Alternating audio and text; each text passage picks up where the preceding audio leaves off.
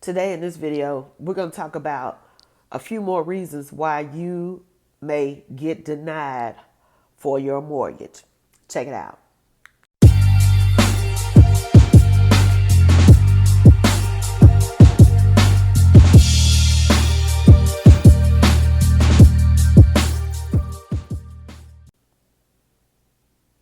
Hi, I'm Rhonda Burgess, and I'm a real estate broker and mortgage underwriter here in the Nashville, Tennessee area, and my firm is Southern Living Realty Partners.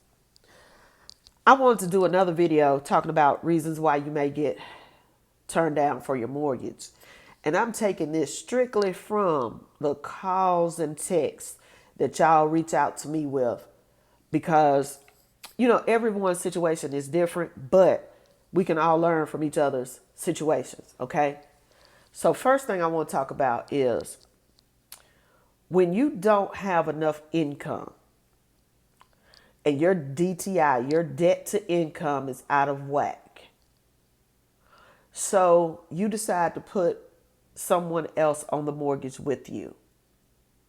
And you're doing it strictly for income purposes. I get it, okay?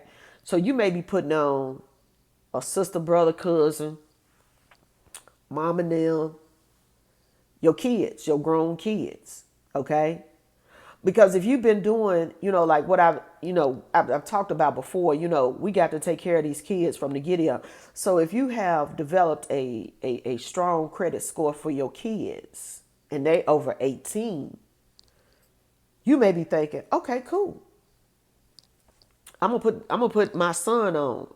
I'm gonna put my daughter on. I'm gonna put someone on with me because I need some more income for my debt to income. The problem that you're going to run into is not only I know you put them on for the income, but you got to take their debt also. Their debt is going to come into play. A lot of times, if it's your kids and they in school or been to school or whatever, they got student loans too. You putting them on trying to offset the 100,000 student loans you got, and they're not going to help you. If that child or that person is not making normally at least what you're making as far as income, they're not going to help you. They're liable to be a hindrance.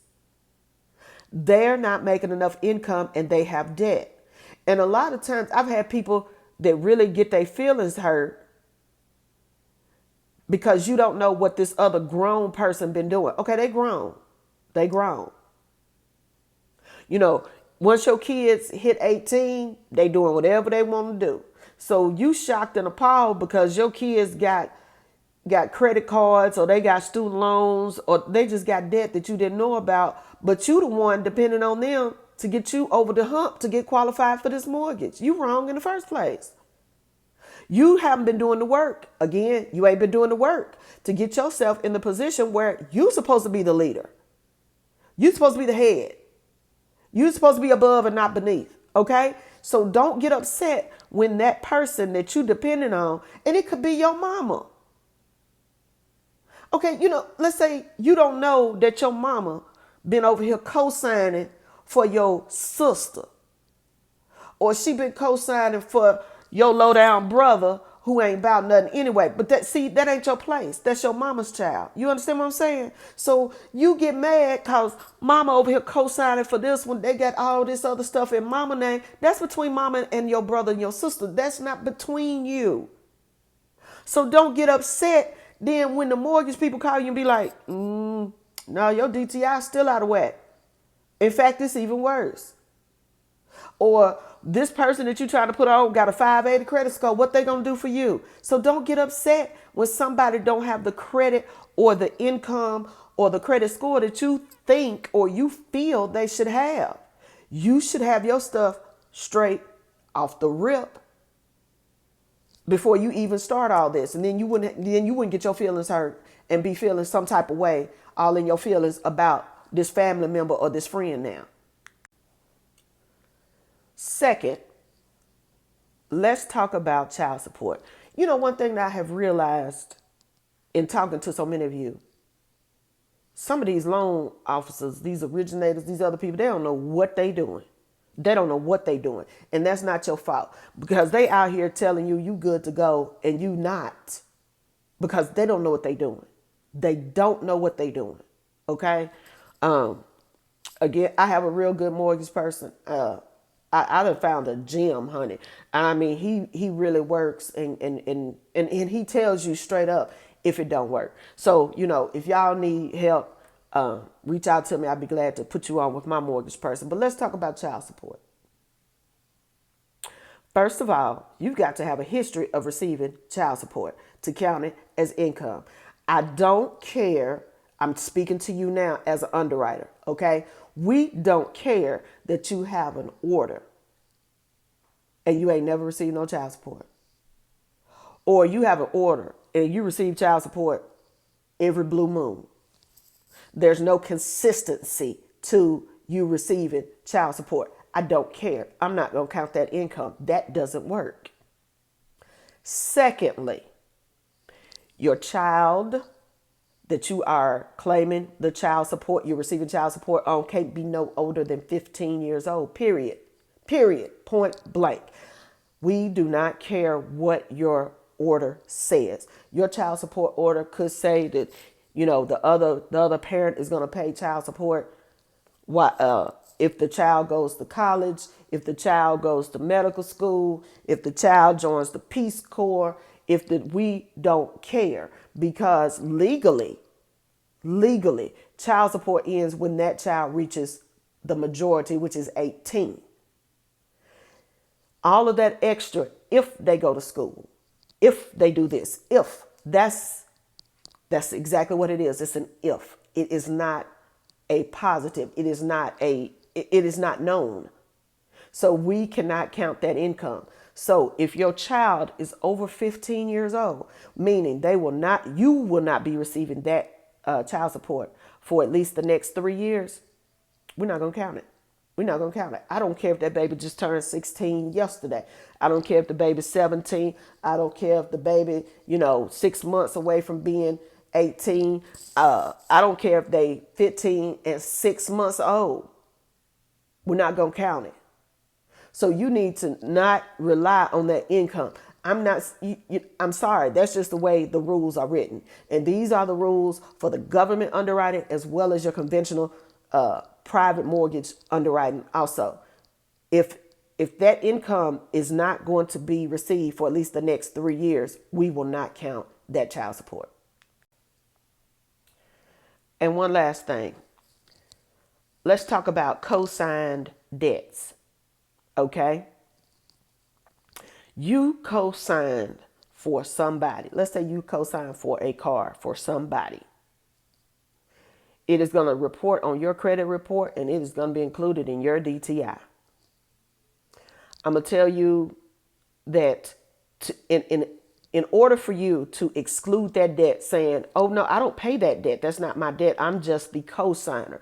Number one, you weren't supposed to co-sign in the first place, but I'm not even going to go there right now. We're not going to go there. But here's the deal.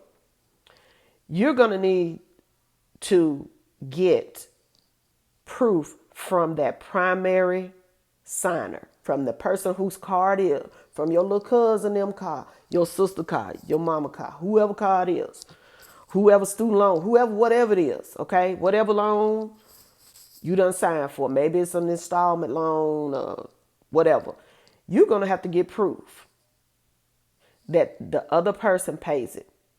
And when I say proof, I mean, you're going to have to show, you need to show canceled checks. You need to show their bank statements, that person's bank statements, showing that they're making that payment every month and that it's not on you in order for you to be excluded from that debt.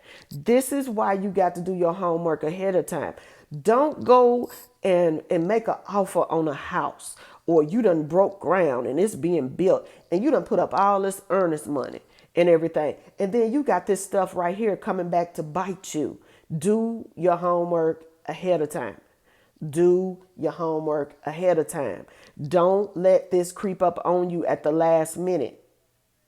Because just like the last video I did where we talked about there's such a shortage of houses for sale, believe me, there's 10, 15 other people lined up to buy that same house. If you fall out of contract, if you can't close, there's plenty more people they're going to sell that house to. They 9 times out of 10, they liable to keep your earnest money, especially if it's new construction. But I'm just saying, there's plenty of people who will buy that house. Do your homework ahead of time. If you got somebody that's going on there with you, you need to look at their credit. You need to pull their credit. Go to Experian, pull their credit ahead of time. If they credit toe up from the flow up, don't even try to put them on there. If they got a lot of debt, don't put them on there. If you co-signed on that loan, maybe the car is in your name and you just letting somebody, you finance the car for somebody. You need to go to the credit union, you need to go to the bank, you need to go somewhere and refinance that. Get that out your name and put it in their name. Put it in somebody else's name before you even try to apply for a loan, before you try to apply for a mortgage. This is the homework you got to do to keep yourself from being jacked up and then you all upset because you can't close on your house. You can't close on your house because you taking care of everybody else. Because you taking care of everybody else. Do the homework ahead of time and get it taken care of. Again, my name is Rhonda Burgess, and I am a real estate broker and mortgage underwriter here in the Nashville, Tennessee area. Please subscribe to the channel if any of this has been helpful for you. Give us a thumbs up, give us a heart, give us some, because that'll help the video be shared with other people, because there's a lot of people who need this information who just don't know. There's not a lot of information out here, and I'm just trying to share the knowledge that I do have with everyone. If you need help with finding a house or selling a house here in the Nashville, Tennessee area, I would be glad to help you. Again, my number is 615-554-0832. You can feel free to call me, text me, reach out any which way. I hope you all are having a wonderful and blessed day.